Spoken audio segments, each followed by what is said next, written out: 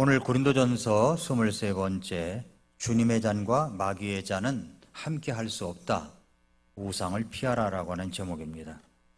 지난 시간에 우리는 이스라엘 백성의 역사 속에서 배웠던 것이 있습니다. 그것은 10장 6절부터 14절 말씀에 보면은 이스라엘 백성들이 역사 속에서 실패한 네 가지가 나옵니다. 네 가지 실패가 있어요. 첫째는 뭐냐면 우상숭배입니다. 7절에 어떤 자들과 같이 너희는 우상숭배자가 되지 말라. 주님이 말씀하셨어요. 어떤 자들과 같이, 그들 가운데 어떤 자들과 같이. 이스라엘 백성들 역사 속에서 우상숭배 때문에 망했습니다. 그리고 이제 10장 8절에 보면은 그들 가운데 어떤 자들이 음행하다가 하루에 23,000명이 쓰러졌으니 우리는 그들과 같이 음행하지 말자. 그러니까 역사를 통해서 우리가 배워야 되지 않습니까? 역사를 통해서 이스라엘 역사 가운데 여기 우상숭배하다가 음행하다가 멸망당하고 23,000명이 죽고 이런 일들이 벌어졌다는 겁니다. 오늘날도 마찬가지로 나라의 이 대법원에서는 간통법을 폐지했지만 그 폐지했다고 그것이 죄가 안 되는 게 아닙니다. 하나님이 보실 때, 안목으로 볼 때 그건 반드시 죄악입니다. 네, 오늘날 성도들도 성적으로 문란한 세상 한가운데 살아가고 있는데 여전히 하나님은 우리를 향해서 거룩을 원하시고 음행을 심각하게 다루신다는 걸 잊지 말아야 됩니다. 9절에 보면 그들 가운데 어떤 자들이 또한 시험하다가 하나님을 시험했어요. 그래서 뱀들에게 멸망을 당했으니 우리는 그들과 같이 그리스도를 시험하지 말자. 민수기 27장에서 백성들이 우리가 어찌하여 이집트에서 나오게 하였느냐 그러면서 만나 이런 걸 주는 것을 하찮은 음식이라고 했어요. 이 하찮은 음식을 싫어한다 하면서 모세를 원망했습니다. 그 불평으로 인해서 하나님께서 불뱀을 보내셔서 불평하는 사람들을 물게 하셨습니다. 하나님의 은혜를 시험하고 불평하는 것은 하나님 자신을 시험하는 것과 똑같은 겁니다. 그래서 말씀하시기를 그들 가운데 어쩐 자들이 또한 시험하다가 뱀들에게 멸망을 당했는데 우리는 그렇게 시험하지 말라는 겁니다. 네 번째는 원망하다가 그들 가운데 어떤 자들이 또한 불평하다가 그래서 불평하다가 파멸시키는 자들에게 멸망을 당했다 그랬습니다. 민수기 16장에서 고라와 그의 무리가 반역하고 불평했을 때 땅이 갈라져서 그들을 삼켜버렸습니다. 그래서 많은 사람들이 전염병으로 죽었죠. 불평은 단순한 습관이 아니라 하나님의 통치를 거스르는 죄였습니다. 그래서 원망은, 불평은 결국 하나님을 향한 불신앙의 표시다라는 걸 잊지 말아야 됩니다. 오늘 네 가지 실패의 공통점이 뭐예요? 하나님의 은혜를 받았음에도 불구하고 탐욕을 부리고 불만을 갖고 교만하고 또 불평하고 이렇게 해서 무너졌습니다. 이들은 하나님의 백성이라고 하는 특권이 있음에도 불구하고 순종하지 않았을 때 그 심판을 피할 수가 없었습니다. 고린도 교회가 가장 가지고 있는 큰 문제 중에 하나가 뭐냐면 자유를 잘못 사용하는 거예요. 자유, 우리에게 자유가 있는데 이 자유를 잘못 사용하는 것이었습니다. 바울은 고린도전서 8장에서 이미 우상은 아무것도 아니다 라고 말했습니다. 그 말은 우상 자체에 신적인 실체가 없다는 의미였습니다. 그런데 이 말씀을 오해한 사람들이 있었어요.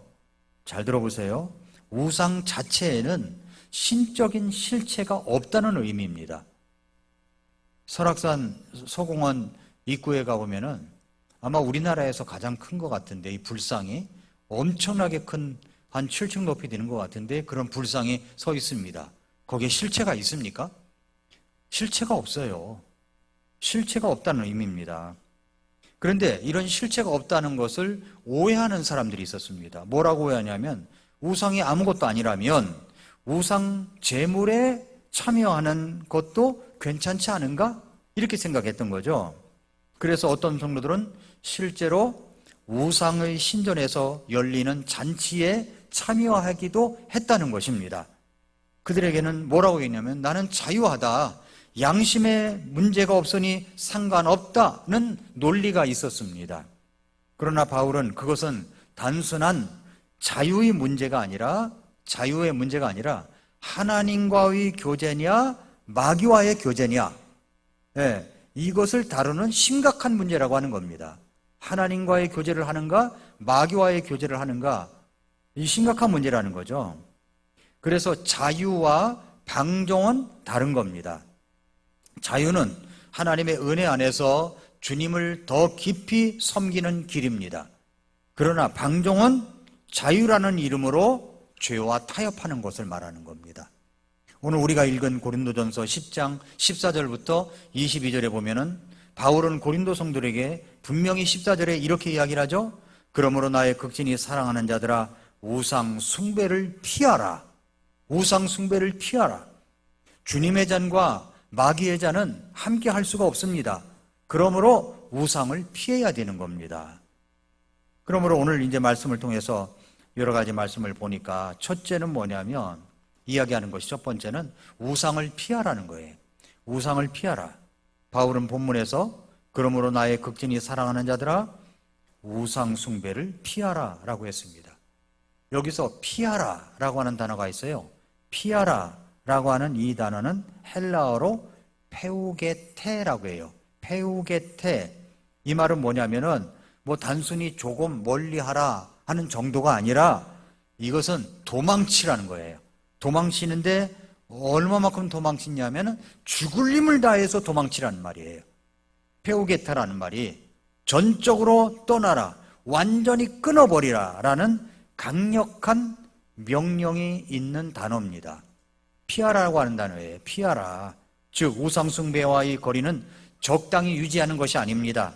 어떤 종교적 의식을 행하는 문제가 아니기 때문에 하나님과의 관계를 깨뜨리는 치명적인 죄가 우상숭배입니다. 우상숭배. 우상은 아무것도 아니지만 우상숭배에 참여하는 순간 그 배후에 있는 사탄과 교제하게 되는 것이기 때문에 뭐라고 해요? 사도 바울은 죽을 힘을 당해서 도망치라는 말입니다. 도망가라는 말이에요. 우상숭배는 잘못된 거다. 이 단어에 대해서 조금 더 설명한다면 이렇습니다. 페우게테, 도망하라, 피하라. 이것을 중심으로 성경이 우리에게 피하라고 명령한 여러 가지 피하라고 하는 것들이 있어요.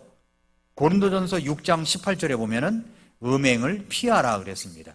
음행을 피하라. 사람이 행하는 모든 죄는 몸 밖에 있지만 음행하는 자는 자기 몸에 죄를 짓느니라. 음행을 피하라. 음행을 페우게테, 도망치라는 말이에요. 음행이 오면 도망을 쳐라. 성도는 음행을 멀리해야 합니다. 음행은 몸에 짓는 죄일 뿐만 아니라 성령의 전인 몸을 더럽히는 죄입니다. 음행을 피하라고 그랬어요. 도망치라는 말이죠. 음행에서. 두 번째, 우상숭배를 피하라. 방금 설명해 드렸죠. 우상숭배는 단순한 종교 행위가 아니라 마귀와의 교제이기 때문에 완전히 끊어버리고 죽을 힘을 다해서 도망치라는 말입니다.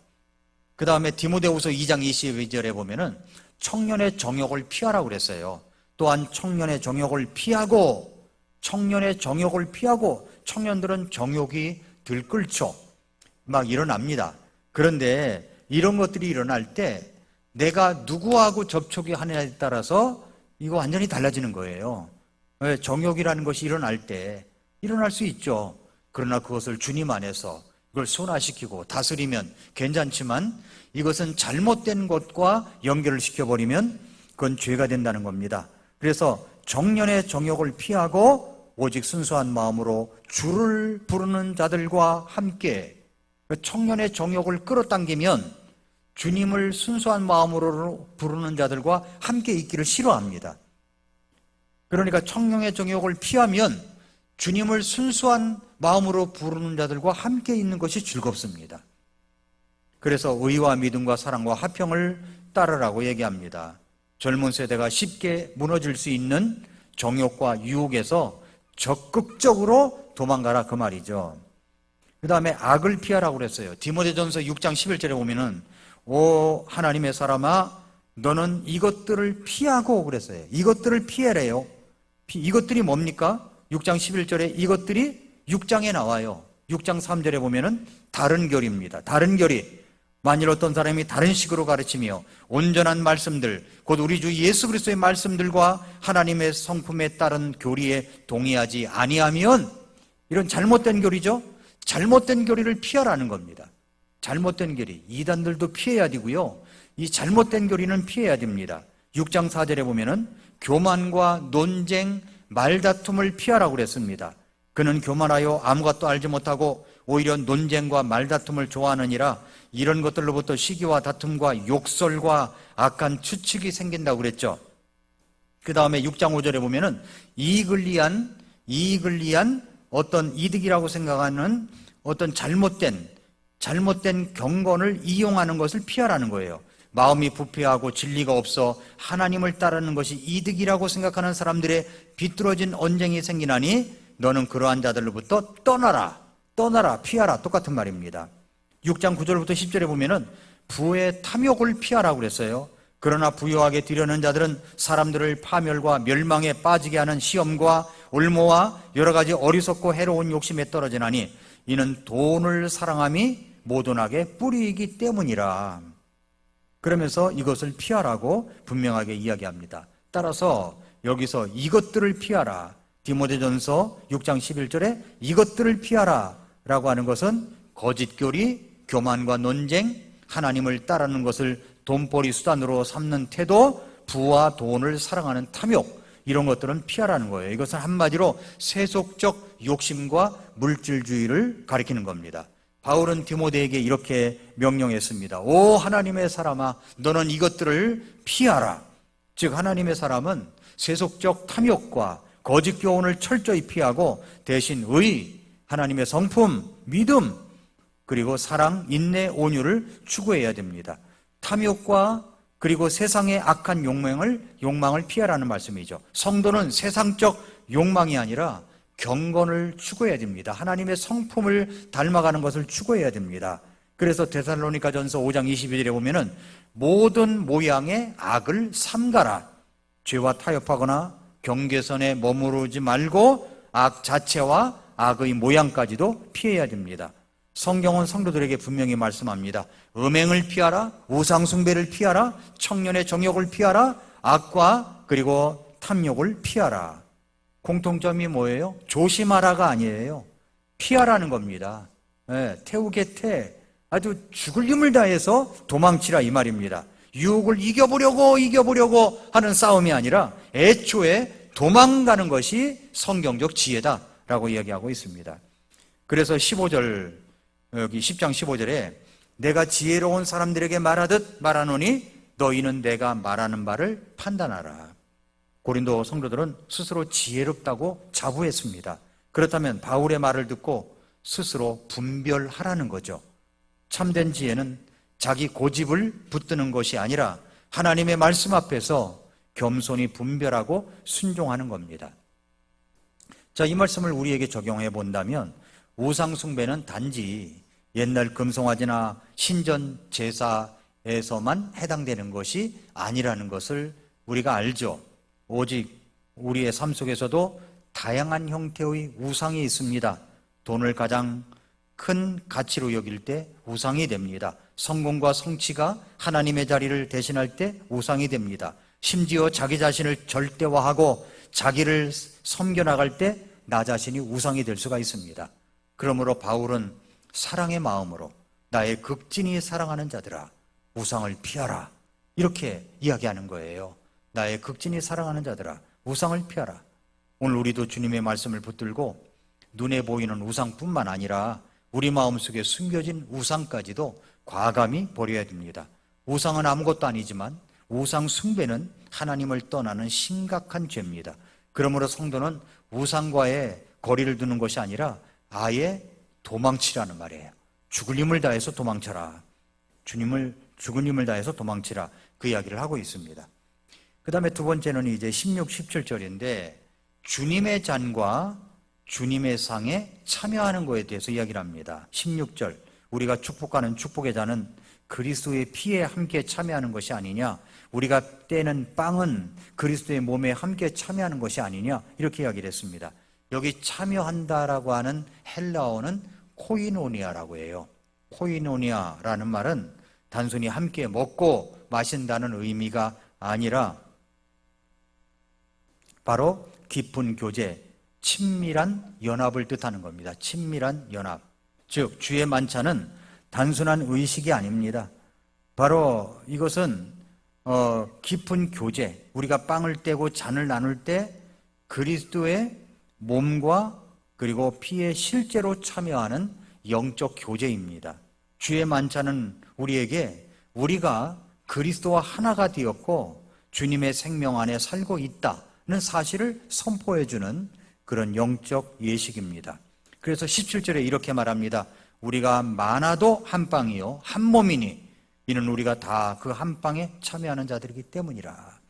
여기서 중요한 교훈이 두 가지죠. 주의 만찬은 그리스도와의 연합을 의미하는 겁니다. 주의 만찬의 잔은 그리스도의 피를, 빵은 그리스도의 몸을 의미하는 거죠. 우리가 주의 만찬에 참여할 때마다 우리는 그리스도와 연합된 자임을 새롭게 고백하는 것과 똑같은 겁니다. 주의 만찬은 성도 간의 연합을 이야기해요. 한 빵에 참여하는 자들입니다. 빵은 하나이지만 많은 성도들이 함께 나누어 먹습니다. 이처럼 주의 만찬은 성도들이 서로 다른 사람이 아니라 한 몸, 곧 교회로 연합되어 있다는 사실을 상징하고 있습니다. 우리가 주님의 잔과 빵에 참여한다는 것은 단순히 예식에 참여하는 것이 아닙니다. 우리의 신분의 고백이고 동시에 삶의 선언이기도 한 것입니다.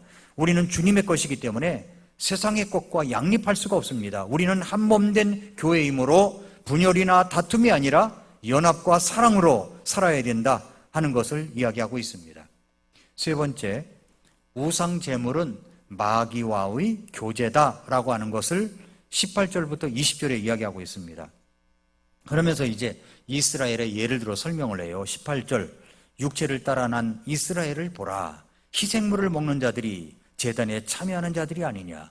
구약의 제사제도를 보면은 제사장이 희생제물을 드리고 그 고기를 먹는 것은 단순한 식사가 아니라 그것은 하나님께 드린 제사에 참여하는 행위였습니다. 그러니까 제물은 하나님과의 언약적 교제를 나타내는 수단이었고 제단에서 먹는 자는 그 제단에 속한 자가 되는 겁니다. 그 예를 들어서 이야기하면서 19절 20절에 이렇게 이야기를 합니다. 그러면 내가 무엇을 말하느냐? 우상이 무엇이라도 되며 우상들에게 희생물을 바친 것이 무엇이라도 된다고 말하느냐? 그러니까 우상 주체는 아무것도 아니라는 거죠. 돌과 나무와 금속에 불과한 겁니다. 그러나 그 배후에는 무서운 영적 실체가 있다는 거예요. 20절, 이방인들은 자기들이 희생물로 드리는 것들을 하나님께 희생물로 드리지 아니하고 마귀들에게 드리느니라. 마귀들에게. 여러분 그렇습니다. 그러니까 이 설악산 들어가는 입구에 큰 부처 우상이 있는데 거기다가 절을 하는 것은 그건 뭐 아무것도 아닌데 뭐 실체도 아닌데 이게 아니라 마귀들에게 참여하는 것과 똑같다 이 말입니다. 마귀들과 교제하는 것이라는 거예요. 여기서 중요한 단어는 뭐냐면 마귀들과 교제한다라는 말은 이 교제가 뭐냐면 코이노니아예요. 코이노니아. 앞에서 주의 만찬을 설명할 때 사용된 단어와 동일한 단어입니다. 그러니까 주의 만찬에 참여하는 것이 주님과의 교제라면 우상 제물에 참여하는 것은 마귀와의 교제가 되는 거다. 그 이야기를 하고 있습니다. 그러니까 바울의 논리는 분명하죠. 주의 만찬에 참여하는 주님과 교제하게 되는 것이고 우상 제물에 참여하면 마귀와 교제하게 되는 거라는 말입니다. 이 두 가지가 함께 걸어갈 수는 없어요. 오늘날 우리들에게도 마찬가지입니다. 우상이 단지 돌과 나무로 만든 형상만을 말하는 것이 아닙니다. 세상 문화 속에서 하나님보다 높아진 가치들, 쾌락과 음란, 물질과 권력, 자기 자신조차도 우상이 될 수가 있습니다. 이것들과 타협하는 것은 마귀와 교제하는 것과 똑같다는 말이죠. 성도는 절대적으로 구별된 삶을 살아가야 됩니다. 우상은 아무것도 아니에요. 그러나 우상 숭배는 마귀와의 교제입니다. 주님의 상에 참여하는 우리가 마귀의 상에 있을 수는 없다고 이야기를 하고 있는 겁니다. 마지막으로 주님의 잔과 마귀의 잔은 함께 할 수가 없다. 그 이야기를 하고 있습니다. 그것이 이제 21절, 22절이에요. 21절. 너희가 주의 잔과 마귀들의 잔을 겸하여 마실 수 없고 주의 상과 마귀들의 상에 겸하여 참여하는 자가 될 수 없느니라.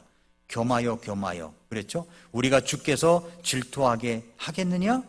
우리가 그분보다 강하냐? 두 잔은 겸할 수 없다는 겁니다. 겸하여라는 말은 동시에라는 말이에요.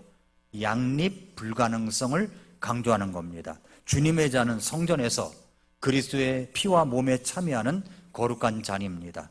마귀의 잔은 우상 숭배 제사에 참여하는 불의의 우상 숭배의 잔입니다. 한 사람이 두 잔을 동시에 들 수는 없습니다.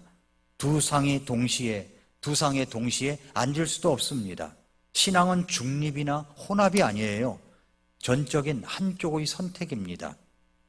22절에 그랬습니다. 우리가 주께서 질투하시게 하겠느냐? 주님은 우상 숭배하는 사람에게 얼마나 혹독한 그런 마음을 갖고 계신지 여기 인간들이 쓰는 단어 질투라는 말을 썼어요. 질투는 얼마나 무서운 것인지 몰라요? 구약에서 하나님은 질투하는 하나님으로 여러 번 소개하고 있습니다. 하나님은 자신의 백성이 다른 신들과 나누어 섬기는 것을 결코 용납하지 않으십니다. 여러분, 북한은 김일성 주체 사상을 퍼뜨리는 거 아닙니까? 그래서 남한 사람들이 북한에 가면은 김일성 그 신상을 만들어 놓은 곳에다가 절을 하게 만들어요. 절을 하게 합니다. 이 북한을 동조하는 사람들은요, 북한에 가서 거기 가서 절 안 한 사람 없을 겁니다. 그게 뭐라고요? 우상에 참여하는 것이고 마귀와 교제하는 거예요. 그 이면에는 김일성은 이미 죽었습니다. 그건 아무것도 아니에요. 지옥에 있겠죠. 그런데 그것은 마귀와 교제하는 거라고요. 왜 우리가 공산주의를 미워합니까? 마귀가 그 진영을 잡고 있기 때문에 미워하는 겁니다. 공산주의자들이 이 나라를 찬탈해버리면요, 가장 먼저 공격하는 것이 목사들이고 교회입니다. 우리나라 역사상에 기독교가 들어오고 나서 목사를 잡아다가 구속시킨 예가 없어요, 별로. 그건 망할 징조입니다. 망할 징조. 그건 하나님과의 도전을 하는 거, 하나님과의 도전. 그렇게 목사를 잡아다가 이렇게 가두는 것을 갖다 목사도 심판을 받아야 되지 않느냐.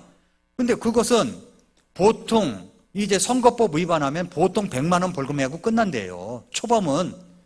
그런데 구속영장을 발부한 것이 무슨 이유입니까? 도망갈 우려가 있기 때문에 발부한다는 겁니다. 목사가 도망을 가요? 자기들 갔습니까? 그렇게 구속영장을 발부한 사람이 그 전에는 어떤 일이 있었냐면은 북한을 동조하고 찬양하는 사람들에게 무죄를 선고했던 사람이에요. 그러니까 우리가 이 실체를 똑바로 알아야 되는데 이 실체를 모르고 있단 말입니다. 얼마나 제가 할 말이 많은지 몰라요. 그런 부분에 대해서 우리가 정신을 차려야 됩니다. 지금 우리나라 체제가 공산주의 체제로 되어가고 있어요. 이게 좀 무서운 이야기입니다. 법이 자기들에게 들어오는 것은 다 방어막을 취합니다. 그러나 다른 곳에서 자기 적들에 대해서는 그대로 법 집행을 하는 거예요. 대법원까지 건드리잖아요. 대법원장까지. 이게 무서운 겁니다. 하나님은 질투하시는 하나님이세요. 이것은 기독교에 대한 그런 것은 김정한 목사님은요, 세계적으로 유명한 목사님이세요. 이분이 뭘 잘못했다고 그걸 압수수색을 합니까? 그리고 아흔이 넘으신 분을 갖다가 출두하라고 합니까?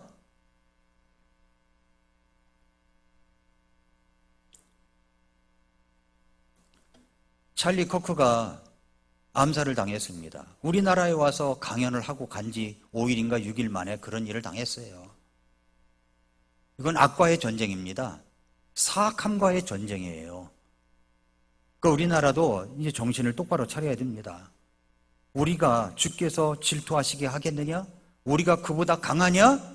라고 말씀을 하고 있습니다. 하나님은 질투하는 하나님이에요. 그러니까 우리가 정말 공산주의를 적대시하는 것은 그 이면에 잡고 있는 이 마귀의 세력이 있기 때문에 그렇습니다. 그래서 공산주의 사상이 들어오고 공산주의 체제가 되면은 제일 먼저 공격하는 것이 기독교고 목사입니다. 지금 그런 것들이 진행되고 있는 거예요. 단순히 그냥 겉으로 드러난 것만, 목사도 그럼 재판을 받아야 되지 않느냐. 그런데 그것에만 그냥 적용을 하고 자기들은 안 해요. 다 도망을 가버려요.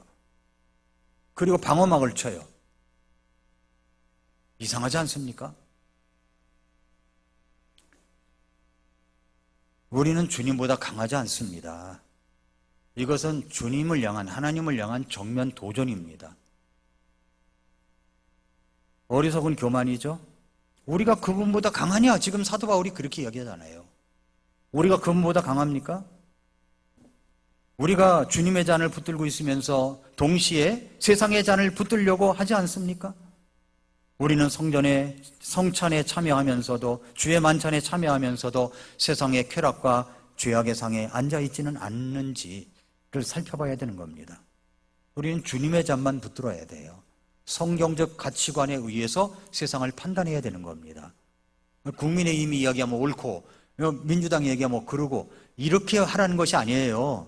아무리 누가 말한다고 할지라도 여기 성경에서 그 사람이 말한 것이 옳은가를 판단해 보라는 겁니다.